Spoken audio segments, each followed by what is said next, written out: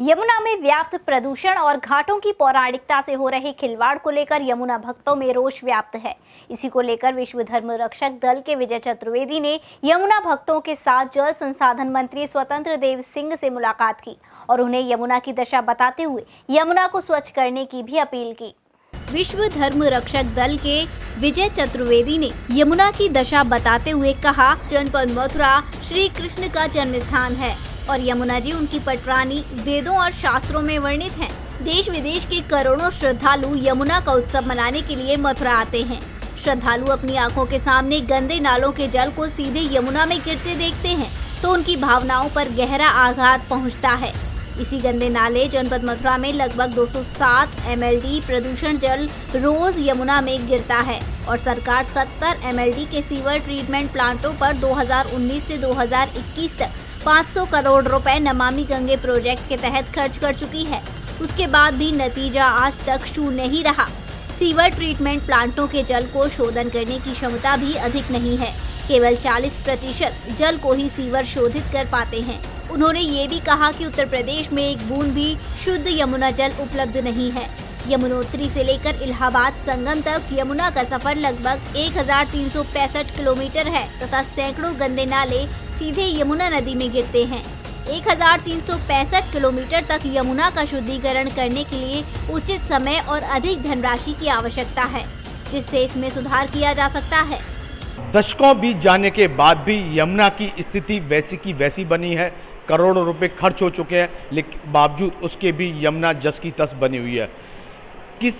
आप कह सकते हैं कि कई प्रकार के इस पर काम अब तक किए जा चुके हैं, लेकिन वो कितने सफल हो पाए हैं ये कह पाना बहुत ही मुश्किल है।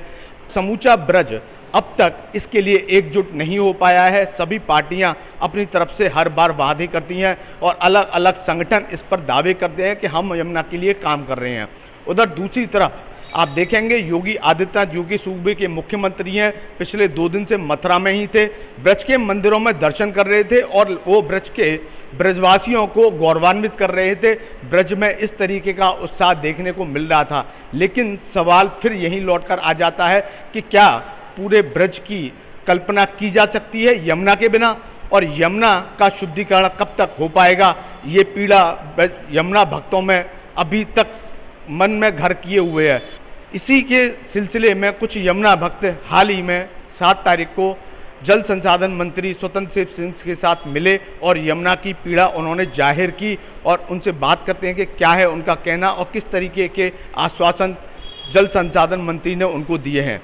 विजय जी, क्या कहना, क्या बात हुई आपकी और क्या कहना था जल संसाधन मंत्री का? देखिए, जो जल संसाधन मंत्री हैं स्वतंत्र देव सिंह, उनका स्वभाव तो हमको उनकी संस्कृति के हिसाब से, जैसे उन्होंने ब्राह्मणों को नमन किया, सब कुछ किया, उनका सब कुछ अच्छा था। उनकी भावना भी दिख रही थी कि वो यमुना जी के लिए कुछ काम करेंगे। हमने उनको ज्ञापन दिया है जिसमें हमने बताया है कि उत्तर प्रदेश में एक भी बूंद शुद्ध जल यमुना जी का नहीं है, केवल दिल्ली के नाले बह रहे हैं।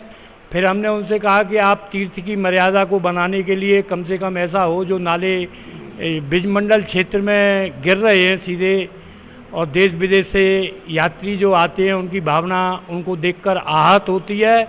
इसलिए आप वृंदावन से लेके गोकुल बैराज तक 13 किलोमीटर यमुना जी किनारे 8 फुट की अंडरग्राउंड पाइपलाइन डाल दें और उसमें सब नालों के जल को ले जाएं और आगे ट्रीट करके या तो कृषि में उद्योग करें, कृषि में, सिंचाई में, या हमारी रिफाइनरी को दे दें। ऐसा हमने उनको बताया है। दूसरा, हमने उनको बताया कि एक यमुना मिशन संस्था है जो घाटों के स्वरूप को बिगाड़ रही है।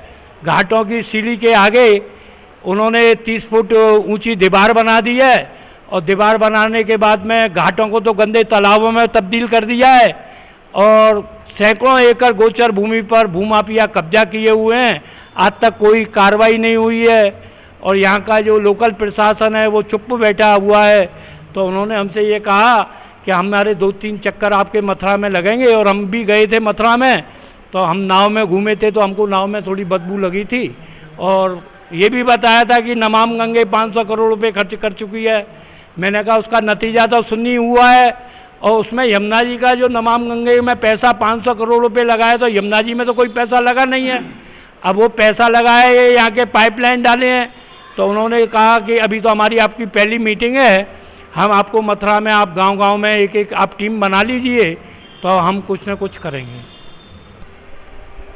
जैसा कि विजय चतुर्वेदी ने बताया कि वो लगभग कई वर्षों से इसके लिए प्रयासरत हैं कि कैसे भी यमुना शुद्धिकरण हो।